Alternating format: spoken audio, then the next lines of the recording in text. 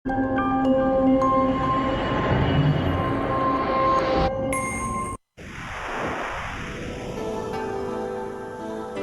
ka pagtuo, usa ka tingog, usa ka katawhan.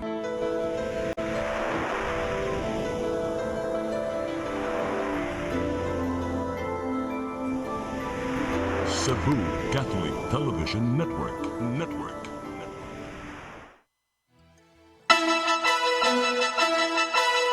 Uluhan sa mga balita sa Sayri 47.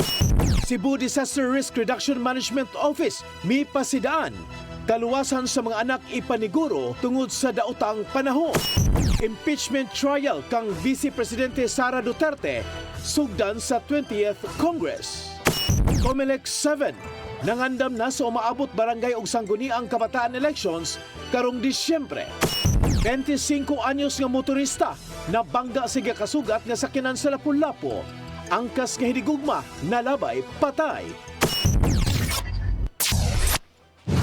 Sugbo, Kabisayan ug Mindanao, Pilipinas ug katawhan kutos maabot sa tong Sibya sa tibuok kalibutan mayong hapon. Live kita karon sa CCTN Channel 47 ug kini ang tulumanon sa nag-unang kasayuran nga angay natong masayran. Sa nga ni Attorney Danica Caballes, ako si Dennis Tabar ug kini ang Sayri 47.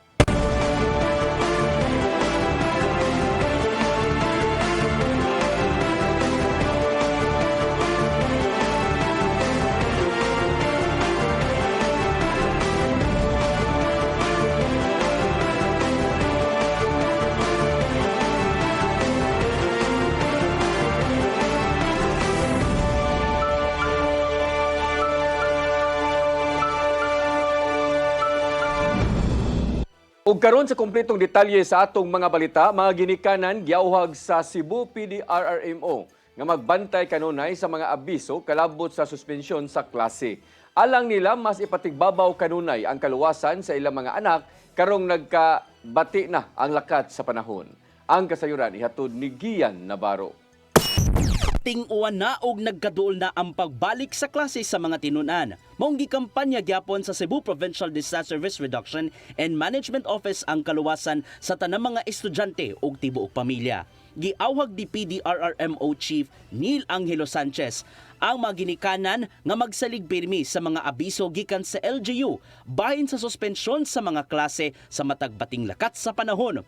Ubos sa kasamtangang balaod, ang mga LGU na mo'y adonig home aron pagdeklarar sa class suspension kung kusog man ang uwan o delikado sa pagbaha o landslides ang dapit. Sanglit data-driven man ang mga makuhang assessment gikan sa pag-asa, pinagi sa mga weather advisories ug ang kasamtangang sitwasyon sa dapit. Kung kay Kuan sa RA 10121, the local chief executive being the chairperson of the council can also cancel the class. No?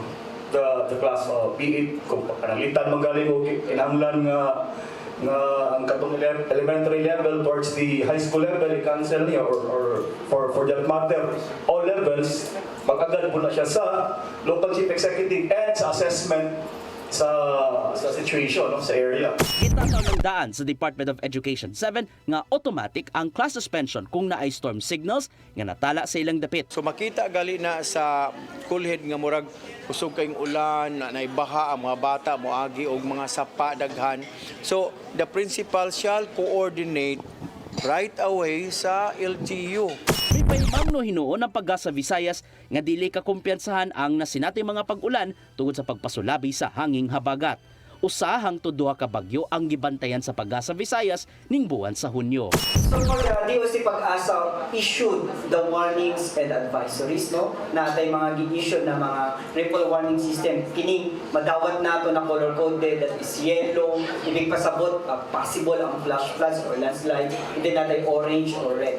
Bisan pa man sa mga kakuliang di kalikayan kung isgutan ang class suspensions, nakita sa Cebu PDRRMO nga mas mahinungdanon ang pagpakabana sa mga ginikanan. Mong gitambagan nila ang katawhan nga muabag usab sa mga giandam nilang precautionary measures aron magpabiling luwas ning panahon sa ting-uwan. While minaw ta sa advisories po nato, always trust your judgment also. Kung kinahanglan mo natong buhian na to ang mga anak pag eskwela. Lapitan itong mga anak na to, nga elementary, nga mulang pang 5 taon, o pa. We have schools like that up to now. Navarro, CCTN News.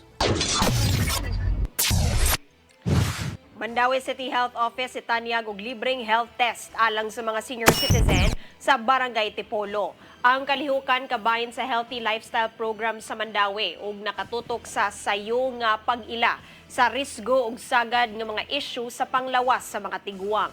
Ang Mandawi City Health Department sa pakigtambayayong sa Zaidos nagtanyag og libreng bone screening, fasting blood sugar ug cholesterol testing. Ang inisyatiba nagtumong sa pagpalambo sa kahimsog ug kamahinungdanon sa pagsusi sa panglawas sa mga senior citizen. Giatagan usab og tambag ang mga tiguang kabahin sa panlawas ug kamahinungdanon sa proactive wellness practices ug pag-awhag sa regular nga screening.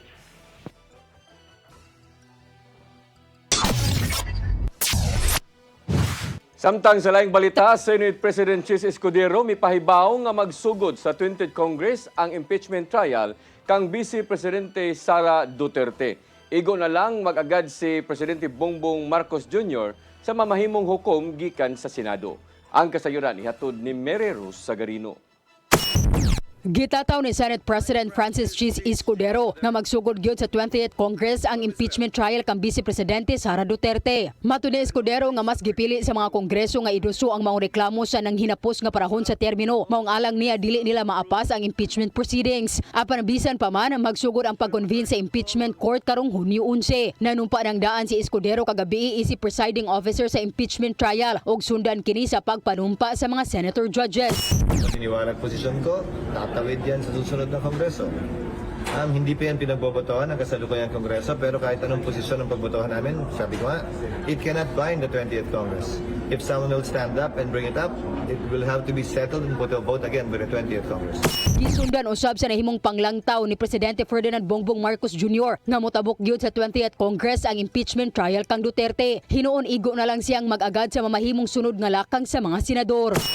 There's no way that even if they start the trial now, that they will finish it before the new senators come in. So, well, again, the senators will decide. Taliwa sa singgit sa katawhan nga padayon diha-dayon ang maong paghukom. May biyahe si Vice Presidente Duterte sa Kuala Lumpur, Malaysia alang sa personal nilang biyahe kuyog ang pamilya. Makig-celebrate usab siya sa Independence Day uban ang mga OFW didto karong Hunyo 12. Gikatakdang hukman sa mga senador kung pataktakon ba si Duterte tungod sa giing pagpangurakot o pagpanghulga ngadto sa presidente.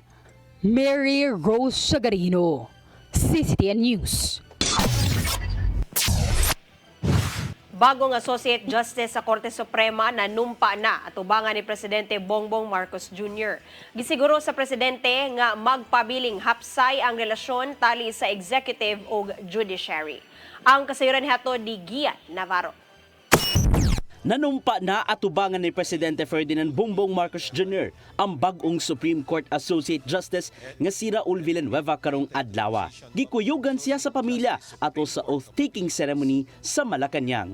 Huli pa ni Villanueva si Associate Justice Mario Lopez nga niretiro na niadtong Hunyo 4. Matud sa speech ni Marcos Jr. nga deserving ang pagtudlo niya kang Villanueva tungod sa kaabunda sa kasinatian kung isgutan ang pagpanerbisyo.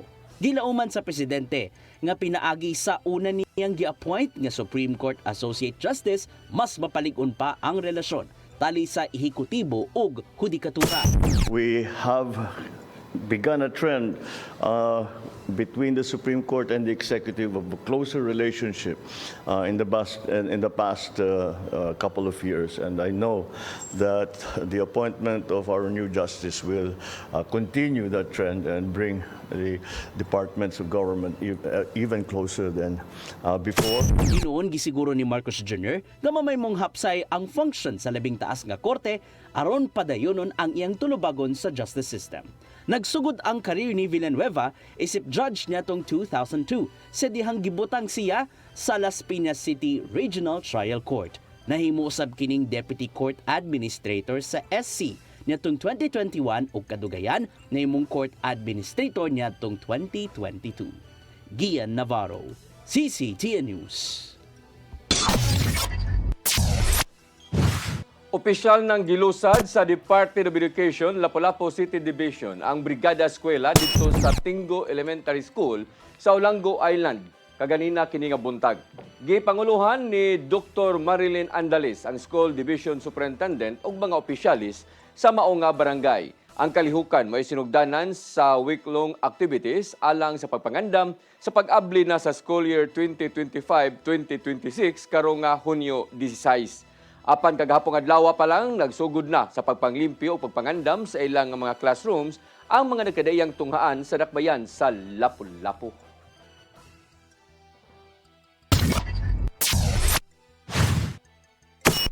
Mosunod, Comelec 7, mangandam na sa maabot barangay ug sangguni ang kabataan elections karong Disyembre. Kana og daghan pa mga balita sa pagbalik sa Sayri 47.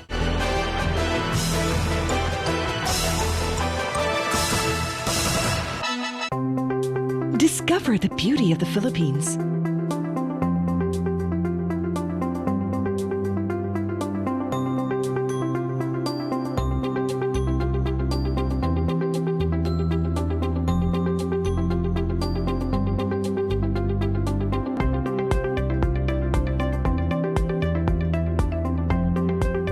With Philippine Airlines, the country's flag carrier.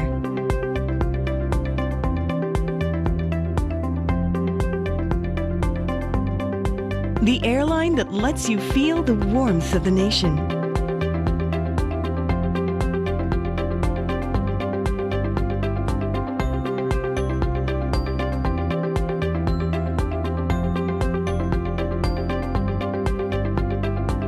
Mabuhay!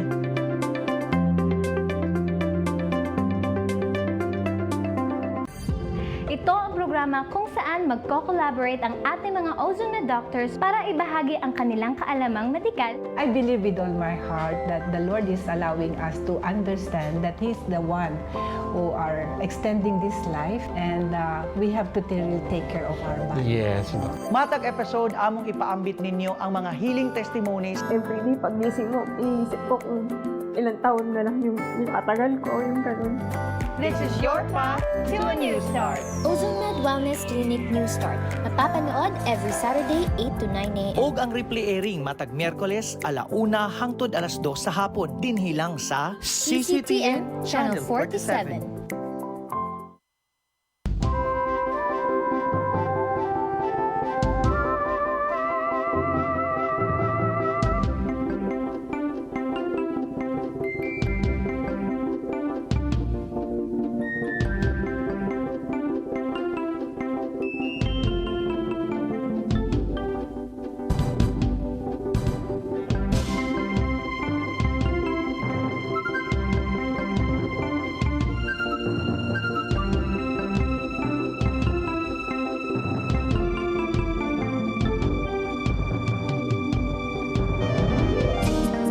PRO7 Action Files.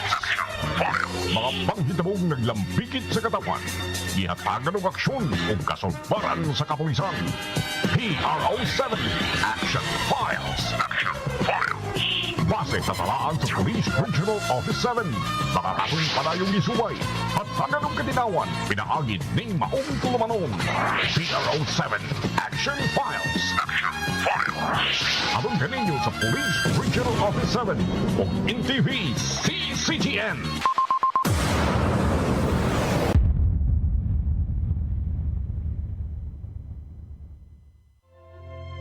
Ang kinabuhi puno sa hagit. Sugpila ka, Dria! Ay, paginarte! Pagdita ka! Puno sa pangutana. Bata pa gani ka kayo? Nagpuyab-uyab na ka? Kinsa man ako ang masakitin nato din ay karon na kinsa! Kung si buti mo'y pasabot na di. Puno sa luha. Pagpili pa, ako nga imong anak o kanay imong mga babae. Kasuko. Yung ano pa? Ano itang ka ni Papa? Apan bisan mangit-ngit pa ang imong kalibutan, aduna pa'y nagpahiping kahayag. Aduna ka pa'y kasumbungan. Mga laman, hanap na. Dear Tatay,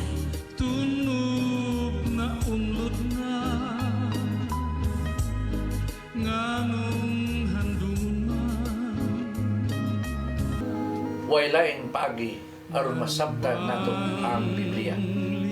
Kinahanglan nga doon natay relasyon kang Hesus.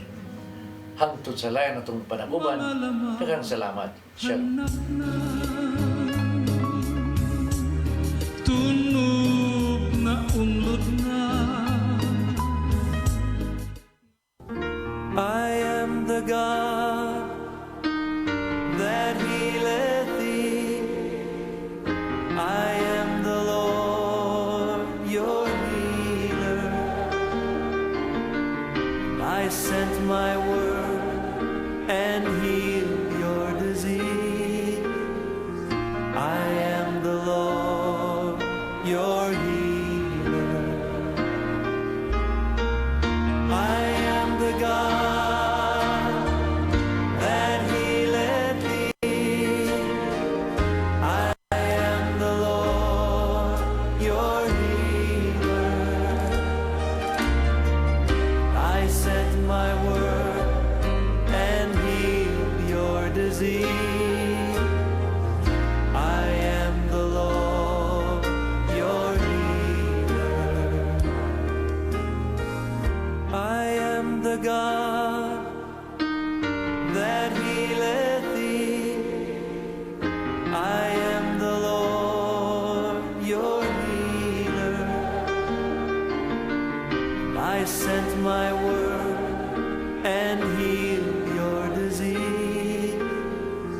I am the Lord, your healer. I am the God that healeth thee.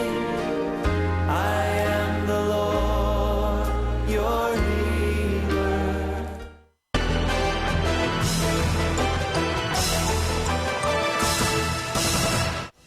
Balik sa ato mga balita, mga pagpangandam sa barangay ug sangguniang kabataan elections padayunon sa Commission on Election kon COMELEC 7.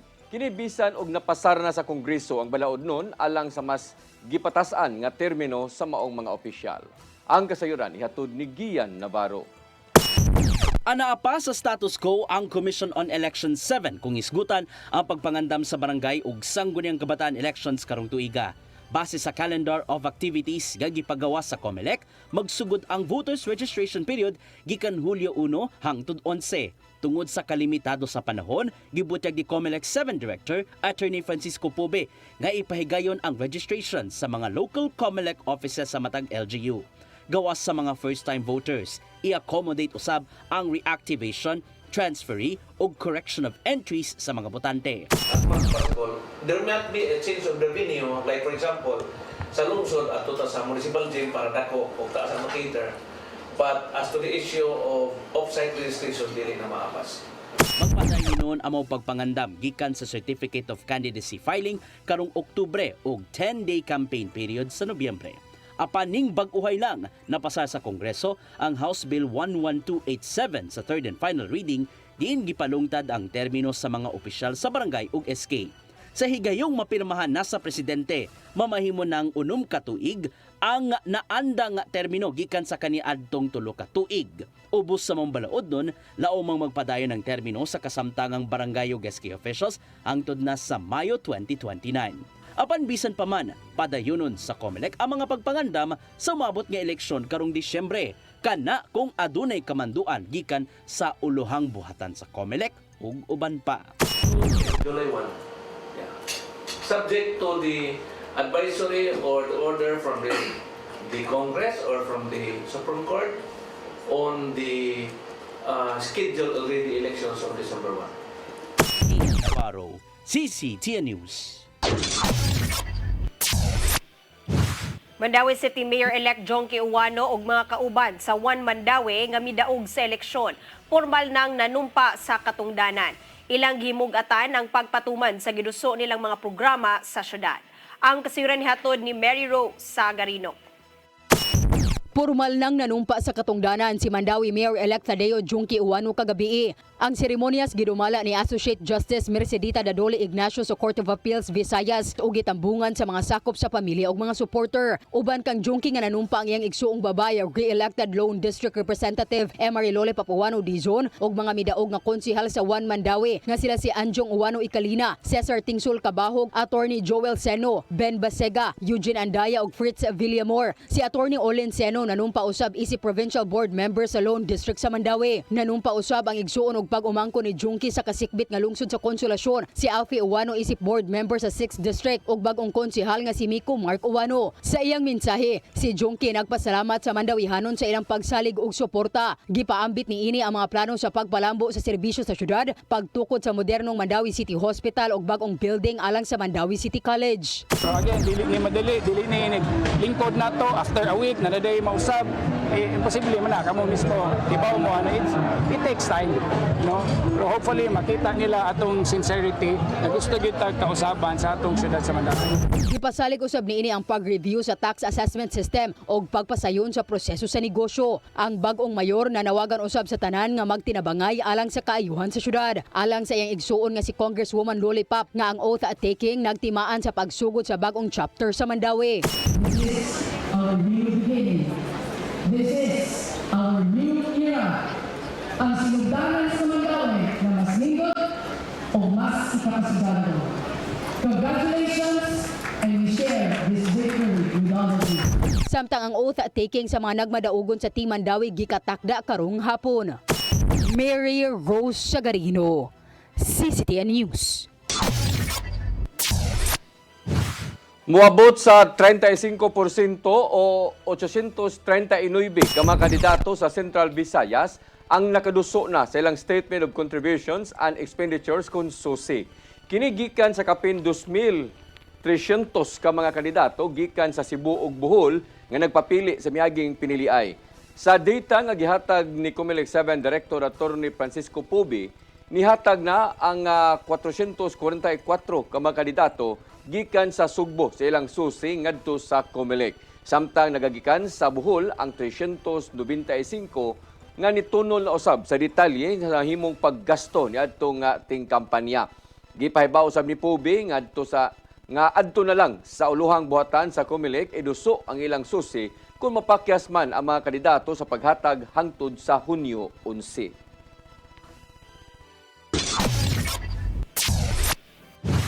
Drug den sa Magsaysay Street sa Barangay Suba, Dakbayan sa Sugbo, gironda sa mga personnel sa PIDEA 7 uban sa Cebu City Police Office. Kini may resulta sa pagkasikop sa 5 ka mga tao. Apil na ang target nga maoy nagpadagan sa Balay Suyupanan. Ang kasiran hatod ni Arnold Bustamante. Girunda sa mga operatiba sa Philippine Drug Enforcement Agency 7 uban sa kapulisan sa Dakbayan Sugbo ang usa ka drug den ganimutang sa Magsaysay Street, Barangay Pasil sa siyudad sa Sugbo, alauna 15 kagahapon sa hapon nga may resulta sa pagkasikop sa 5 ka mga tao. Lakip sa napusasan ang target sa operatiba nga mao'y nagpadagan sa drug den nga gilang si alias El Cid, 45 anyos, nga residente raw sa mga lugar.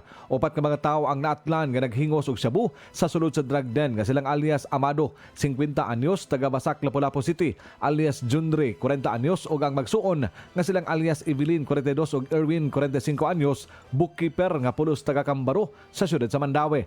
Nakuha sa mga operatiba ang 17 ka pakete sa gituang shabu nga motimbang sa 16 gramos nga dunay estimated average market value nga 108,800 pesos. Lagip na ang mga drug paraphernalia nga dunay traces sa shabu. Mato ni Lia Alcantara, information officer sa PIDEA 7, kaduha ka semana nila nga gipaubos sa case build up ang mao nga drug den. Human nila madawat ang kasayuran gikan sa usa ka concerned citizen nga molupyo sab sa mong lugar. Gingon makabaligya si alias El Cid og 15 ka tona sa 30 gramos nga shabu matag semana gikan siyang supplier. Amang nga nakuha ebidensya giduso kini sa PIDEA 7 Regional Office Laboratory alang sa chemical analysis, samtang giandam na ang kasong kadapasan Section 5, 6, 7, 11 ug 12 Article 2 Republic Act 9165 ang ipasaka batok sa mao nga mga suspitsado. Arnold Bustamante, CCTN News.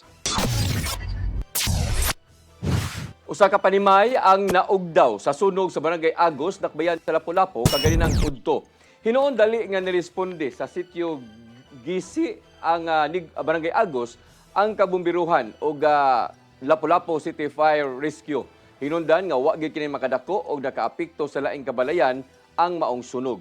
Nadawat sa kabumbiruhan ang alarma mga alas 12:37 sa udto og nakontrolar kini paglabay sa 16 minutos. Hingpit kining napaong mga alas 12:56 sa udto ug base sa investigasyon sa kabumbiruhan, gi-charge nga solar panel mao'y hinungdan sa sunog. Nasuta usab nga atol sa sunog, wa hinuoy tagtungod kun wa diha ang tagtungod o tag-iya sa maong nga panimay.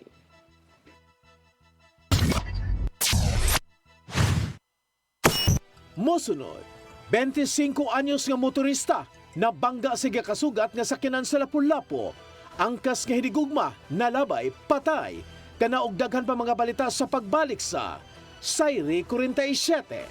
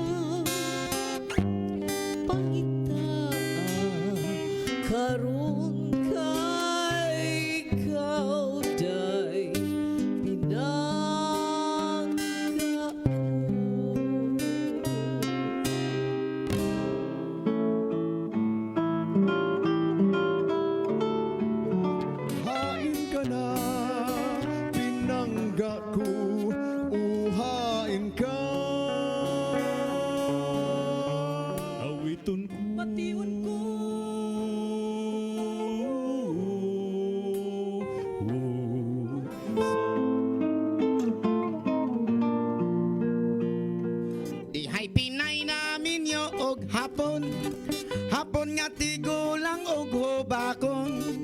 Sugod siya kay iya lang hokhokon, og iya lang oto-otoon. Ay pas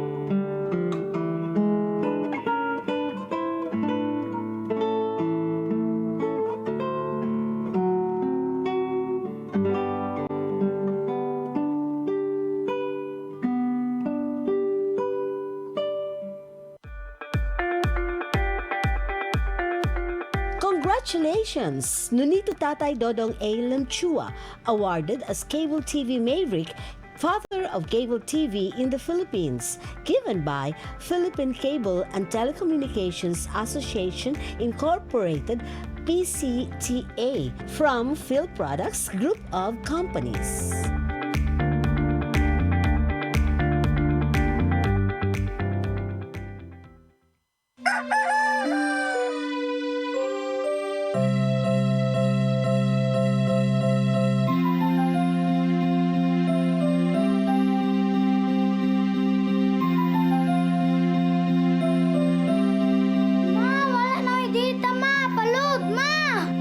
Sorry ma'am, na-late ko. Nangita pa mong gugod para internet sa kong anak ma'am.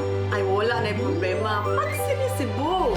Sinisibo, sinisibo.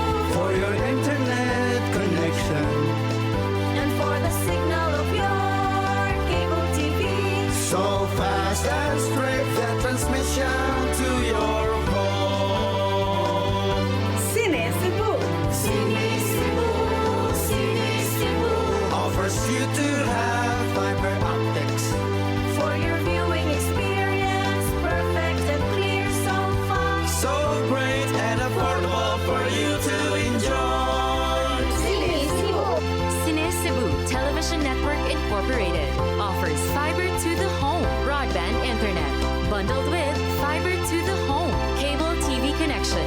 Cine Cebu Television Network Incorporated with its operation in Metro Cebu and the whole province of Cebu soon. And affordable for you to enjoy. Sinisibo.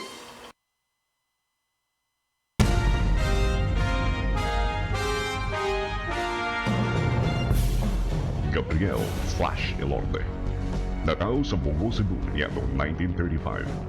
Nahimong World Boxing Champion niadtong 1960 dihan iya nagpalukapa si Harold Gomes sa ikapito ka round.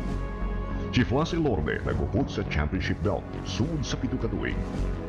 Ang iyang record, 88 wins, 33 by knockout, 27 losses, and 2 draws. The first Asian inducted into the International and World Boxing Hall of Fame. Si Flash Elorde namatay niya noong 1985 sa edad ng 49. Gabriel Flash Elorde. Karbo sa Sugbo. Sugboano ni. Di siya ko mutuog na Ginoo. Ano magulo ng bata da? Nangita lagi ni gatas? Kasabot ka! Akong ipakuha!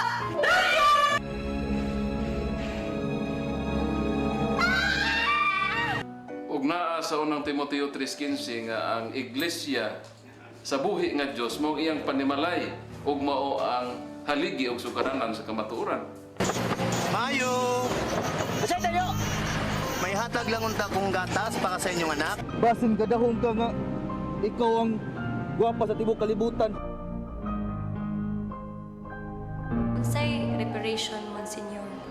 Buhi kag laing bata aron mabayran ang imuhang nahimo nga dakong kasalanan.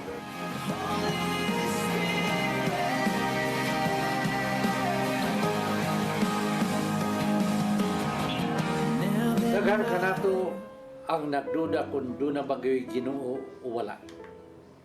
Apan ang Biblia nag-ingon nga atong dawaton pinagi sa pagtuo ang kamaturan nga doon ay Ginoo.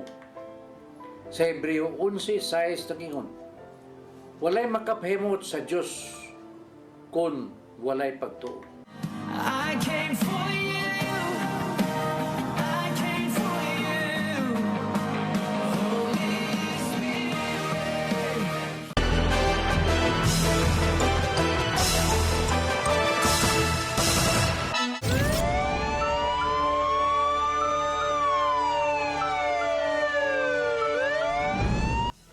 Balik sa ato mga balita, 24 anyos nga lalaking motorista nga nisuway pag-overtake nasangit sa nag-una nga motor ug nabangga sa gikasugat nga sakyanan dito sa dakbayan sa Lapu-Lapu.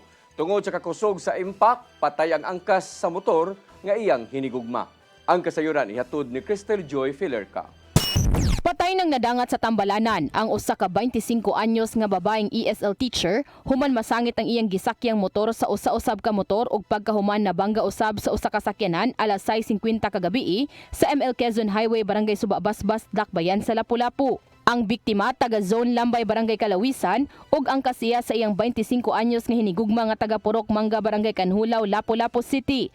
Ang usa ka nalambigit nga motor gimaneho sa usa ka 36 anyos nga lalaking motorista nga taga Sitio Buyong Barangay Maribago sa susamang Dakbayan gihapon. Samtang usa ka 51 anyos nga lalaki ang nagmaneho sa gikabangga nga sakyanan.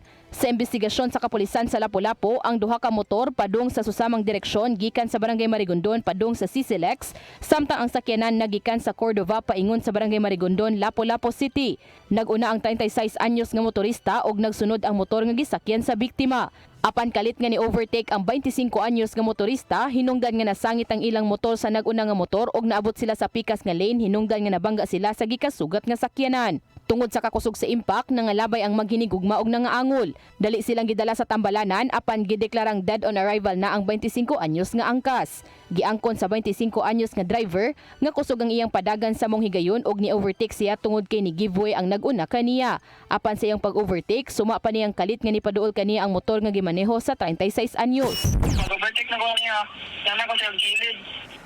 Ngayon, naibog na lang ko nga ningkalit siya sikit na ko. Motor, nagsangit sa duwa. Dito na lamba ang motor. Apan ang 36 anyos nga motorista ni Butyag nga wa siya magdahom nga mo-overtake ang nagsunod kaniya. Ako ma'am, una ko ni ma'am, nagkauna ko na sa kasagama, una ko na nagdagan ma'am nga. Igugod na siya na ko, i-vertic, balong siya, igugod siya na ko, balong overtake ma'am nga. Ako ko ba ma'am na, yahan ako na kabihan ma'am, pagkabanda niya sa auto, nakabihan, napin ko nila, nagamay ko nila ma'am. Matod ni Police Lieutenant Colonel Christian Torres, ang spokesperson sa Lapu-Lapu City Police Office, nga kung basihan ang CCTV footage ng ilang na-recover, ang 25 anyos mo'y sad-an sa panghitabo. Apan tungod kay gihimakak kini sa driver, ang korte na lang mo'y mo desisyon kung mapasaka sila og kaso. Initially sa investigation, Mo lagi na atong kuan is at fault ang kaning motor nga angkas nga namatay. Pero sa base sa iyang version is lahi man sad. Mao nang atong gi pa-decide yun o mapile po sila kaso, then let the court decide na lang kung yun sa gi at fault. Nibutyag ang 25 anyos nga driver nga desididong mupasaka og kaso ang pamilya sa iyang hinigugma batok sa 36 anyos nga driver. Crystal Joy Felerca, CCTN News. 11 anyos nga batang babay na palgang patay nga naglutaw-lutaw sa sapa sa sitio Kanipaan, Barangay Basak, Syudad sa Mandawi. Padayon ang investigasyon sa kapulisan pagsuta sa hinungdan sa iyang kamatayon. Ang kasayuran hatod ni Mary Rose Sagarido. Gida kaganinang buntag sa Cosmopolitan Funeral Home ang lawas sa 11 anyos nga batang babay nga napalgang patay sa sapa sa Barangay Basak, Mandawi. Alasay sa buntag napalgan ang lawas ni Erica Kabatingan nga naglutaw-lutaw sa sapa. Nagpadayon karon ang investigasyon sa Mandawi City Police Office. Matud ni Police Lieutenant Colonel Mercy Villaro ang tigpamaba sa buhatan nga ang mga investigador nakighinabi na sa mga residente duol sa sapa kung aduna bay nakasaksi sa panghitabo. Dugang pa ni Villaro nga ilang irekomendar ang autopsy ngadto sa pamilya aron makatabang sa pagtino sa insaktong hinungdan sa kamatayon. Hinuon gikonsidera usab sa mga otoridad ang medical nga kondisyon sa bata tungod kay gikataho nga kini nakasinati og mga seizure. Tanan na information especially sa direct na relative na mga pamilya, mama, papa, ug sa mga information nga ilang ipanghatag diri sa atoa sa PNP, atoa ni siya take consideration mo tanan.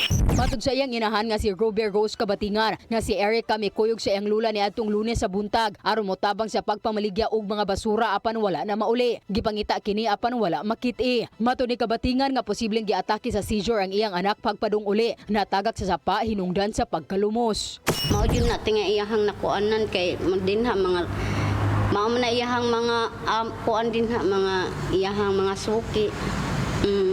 Wasa ko'y duda kuan kay mga tarong man sa mga tao din. Matud niya nga nagsugod ang seizure ni Erica ni adto lang Disyembre. Hinungdan nga giabisuhan na kini nga dili kanunay nga mogawas sa ilang panimay. Mary Rose Sagarino, CCTN News. Samtang moabot ngadto sa 141 ka mga minor de edad ang narescue sa kapulisan sa Dakbayan sa Sugbo sa unong kadlaw nga pagpatuman sa Upland, Bulabog. Ang mga bata gipang turnover sa City Social Welfare and Services aron ipatawag ang mga gidikanan. Ang kasayuran ihatod ni Arnold Bustamante. Sunod sa unong kaadlaw nga Upland Bulabog ug Upland na Bakal Sita sa tibok 80 ka mga barangay gikan sa Hunyo 2 ngadto sa 8 2025 nakarescue na ang kapulisan sa syudad sa Sugbo og 141 ka mga minor de edad inabagan sa lokal nga kagabahanan sa Dakbayan ug nagkalain-laing force multipliers. Among mga minors ang ipang turnover kini sa Cebu City Social Welfare and Services aron ipatawag ang mga ginikanan og pahimangnuan nga kanunay nga bantayan ang ilang mga anak nga dili mogawa sa panimay panahon sa laom na nga kagarion hangtod sa kadlawon. Tumugtuyo sa pagpahugot pa sa ilang kampanya aron nga mapabilin ang kahusay ug kalinaw sa Dakbayan Sugbo ilibin na sa gabi hangtod sa kadlawon. Ubos sa pagdumala ni Police Colonel Enrico Figueroa sa makigalayon sa Police Regional Office 7 pinagi sa hipiniini nga si Police Brigadier General Rodrigo Maranan tanang police station ug mga special unit aga misalmot sa Upland Bulabog di na gilang gitutukan mao aga pagpatuman sa tanang ordinansa sa syudad. Pinagi niini mapugnan ang paghimog krimen sa mga nautang elemento sa katilingban nga panahon sa gabi ug kadlawon manggawas aron mangita kung kinsa ang ilang mahimong biktima. Sa mga operasyon, naka-inspeksyon sila og 2,259 ka mga establishmento, 20 ka mga tao ang naisyuhan og citation ticket sa kalapasan sa pag-inom sa publikong lugar, nangihi sa bisan asa, naghukas, vandalism ug naghugaw-hugaw sa palibot. Atol sa pagpatuman sa Upland Bulabog ug Upland Bakal Sita, nakasikop ang Mambaling Police Station og 29 anyos ka lalaki nga nakuhaan og pinakiti sa gituang shabu sa iyang posisyon. Gihangop ni Marana nakalampusan nga nahimo sa kapulisan sa syudad sa Sugbo ug iyang gidaig tungod sa presensya sa daghang police personnel diha sa kadalanan nga makita labi na sa mga high crime areas aron pagsiguro sa kaluwasan sa publiko. Gipakita sa CCPO ang ilang pakigsandurot sa mga ahensya pagpalambo sa crime prevention nga nahimong epektibo sa seguridad sa katawhan sa Dakbayan sa Sugbo. Arnold Bustamante, CCTN News. Mo kadtong naglangkob sa atong mga balita sa Sayre 47, ako si Dennis Tabar. Ako si Danica Cabalye, sangtod ugma sa inyong paboritong tulumanon. Sayre 47.